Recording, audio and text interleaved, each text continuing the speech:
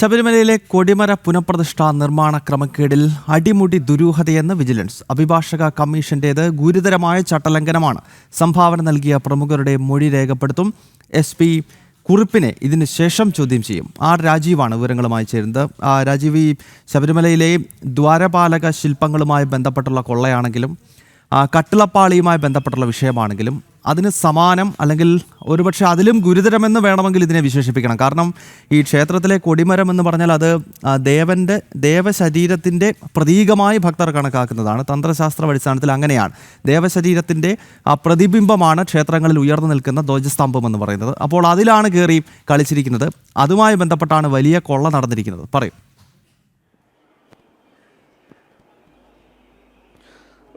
തീർച്ചയായും ഗൗതം സൂചിപ്പിച്ചതുപോലെ തന്നെ, അതായത് ഇടത് വലത് മുന്നണികൾ ഭരിക്കുന്ന സമയത്ത് ദേവസ്വം ബോർഡിൽ നടന്ന കൊള്ളകളുടെ വിശദാംശങ്ങളാണ് ഓരോ ദിവസവും ഓരോ മാസവും ഇങ്ങനെ പുറത്തു വന്നുകൊണ്ടിരിക്കുന്നത് എന്നതാണ് ഏറ്റവും പ്രധാനപ്പെട്ട ഒരു കാര്യം. നേരത്തെ ശബരിമലയിൽ ദ്വാരപാലക ശില്പത്തിലെ സ്വർണ്ണപ്പാളികളും കട്ടിളപ്പാളികളും ഒക്കെ കൊണ്ടുപോയ സംഭവമാണെങ്കിൽ ഈ കൊടിമരത്തെ പോലും വെറുതെ വിട്ടിട്ടില്ല എന്ന വസ്തുത കൂടി നിലനിൽക്കുകയാണ്. 2017 UDF ഭരണകാലത്താണ് ഇത്തരമൊരു സംഭവം നടക്കുന്നത്, ഈ ഒരു കൊള്ള നടക്കുന്നത്. അതിന് എല്ലാ അർത്ഥത്തിലും എല്ലാ തലങ്ങളിലും ആളുകൾ കൂട്ടുനിന്നു എന്നതാണ് ഏറ്റവും പ്രധാനപ്പെട്ട ഒരു കാര്യം. വിജിലൻസിൻ്റെ ഒരു പ്രാഥമികമായ പരിശോധനയിലും തെളിയുന്നത് അങ്ങനെ തന്നെയാണ്. അതായത് അഭിഭാഷക കമ്മീഷൻ പോലും ഈ കൊള്ളയ്ക്ക് കൂട്ടുനിന്നു എന്നാണ് വിലയിരുത്തലിലേക്കാണ് വിജിലൻസും എത്തുന്നത്. പ്രധാനമായും 27 പ്രമുഖരാണ് ഇവിടേക്ക് സ്വർണ്ണ സംഭാവന ചെയ്തിരിക്കുന്നത്. അവരുടെ വിശദാംശങ്ങൾ ഉൾപ്പെടെ നിലവിൽ വിജിലൻസ് ശേഖരിച്ചിട്ടുണ്ട്. അതിനുമപ്പുറത്തേക്ക് ആളുകൾ ഈ സ്വർണ്ണം സംഭാവന ചെയ്തിട്ടുണ്ടാകാം, പണം സംഭാവന ചെയ്തിട്ടുണ്ടാകാം എന്നാണ് വിജിലൻസ് കരുതുന്നത്.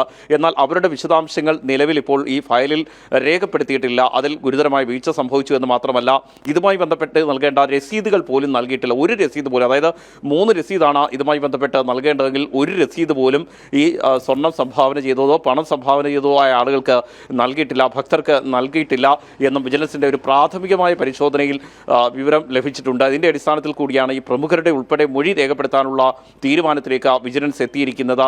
ചലച്ചിത്രകാരൻ മോഹൻലാൽ ഉൾപ്പെടെയുള്ളവർ ഇവിടെ സ്വർണ്ണ സംഭാവന ചെയ്തിട്ടുണ്ട്. അവരുടെ ഉൾപ്പെടെ മൊഴി രേഖപ്പെടുത്താനുള്ള നീക്കത്തിലേക്കാണ് വിജിലൻസ് കടന്നിരിക്കുന്നത്. നിലവിൽ തന്നെ വിജിലൻസ് അതിനുള്ള ശ്രമം തുടങ്ങിയിട്ടുണ്ട്. ചിലരെയൊക്കെ ബന്ധപ്പെട്ടുകൊണ്ട് മൊഴി രേഖപ്പെടുത്താൻ എപ്പോഴാണ് സമയം എന്നുൾപ്പെടെയുള്ള കാര്യങ്ങൾ വിജിലൻസ് ചോദിച്ചിട്ടുണ്ട്. അത്തരം നടപടിക്രമങ്ങൾ എത്രയും വേഗം പൂർത്തിയാക്കുക. ഇതിനുശേഷം ശബരിമലയിൽ പരിശോധന നടത്തുക. വരുന്ന ആഴ്ചകളിൽ തന്നെ ശബരിമലയിലേക്ക് വിജിലൻസ് ഉദ്യോഗസ്ഥർ എത്തും. അവിടെ പരിശോധന നടത്തും. കൊടിമര ഉൾപ്പെടെ പരിശോധിക്കും. ഇതിനുശേഷം ദേവസ്വം ബോർഡിൻ്റെ രേഖകൾ പരിശോധിക്കും. നിലവിൽ തന്നെ ഇതുമായി ബന്ധപ്പെട്ട എല്ലാ ഫയലുകളും നൽകണമെന്ന് ആവശ്യപ്പെട്ടുകൊണ്ട് വിജിലൻസ് ഡയറക്ടർ ദേവസ്വം ബോർഡിനെ കത്ത് നൽകി കഴിഞ്ഞു. എത്രയും വേഗം ലഭ്യമാക്കണമെന്ന ആവശ്യമാണ് വിജിലൻസ് ഡയറക്ടർ മുന്നോട്ട് വെച്ചിരിക്കുന്നത്.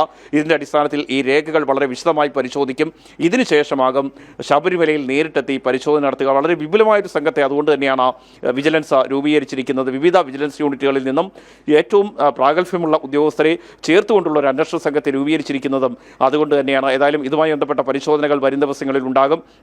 അതിനുശേഷം, അതായത് ഈ മൊഴികൾ ഉൾപ്പെടെ രേഖപ്പെടുത്തിയതിനു ശേഷമാകും ASP കുറിപ്പിനെ ചോദ്യം ചെയ്യുന്ന നടപടികളിലേക്ക് കടക്കുക. നിലവിലിപ്പോൾ സംശയം നിലനിൽ നിൽക്കുന്നത് അഭിഭാഷക കമ്മീഷൻ ASP കുറിപ്പാണ്. അദ്ദേഹത്തെ ചോദ്യം ചെയ്യുന്ന ഉൾപ്പെടെയുള്ള നടപടികളിലേക്ക് ഇതിനുശേഷം കടക്കും.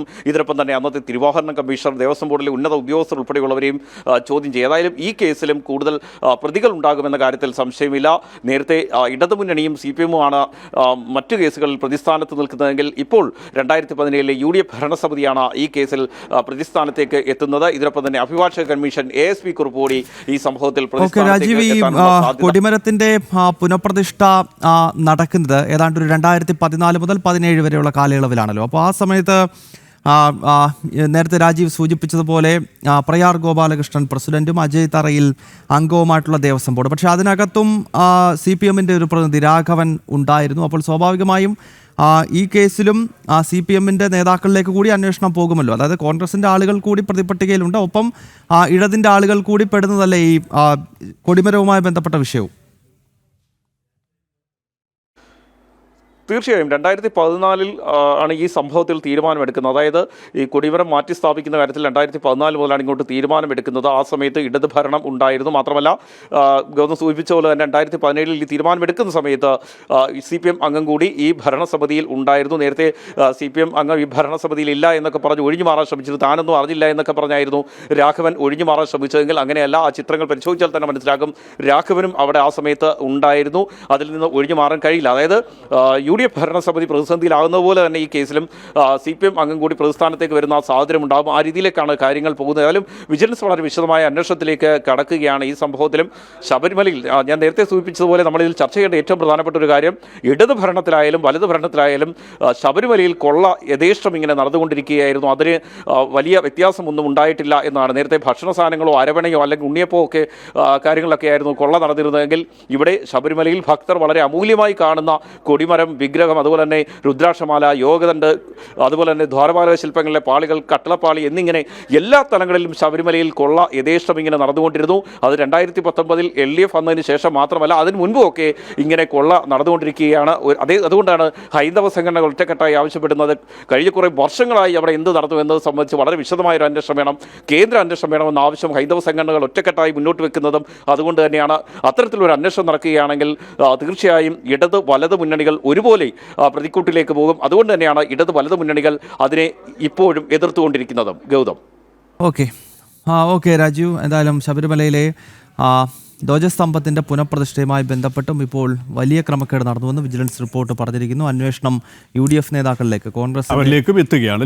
കൂടുതൽ നേതാക്കളിലേക്ക് അവർക്ക് കുരുക്ക് മുറുകുന്ന ഒരു സാഹചര്യത്തിലേക്ക് തന്നെയാണ് വരുന്നത്.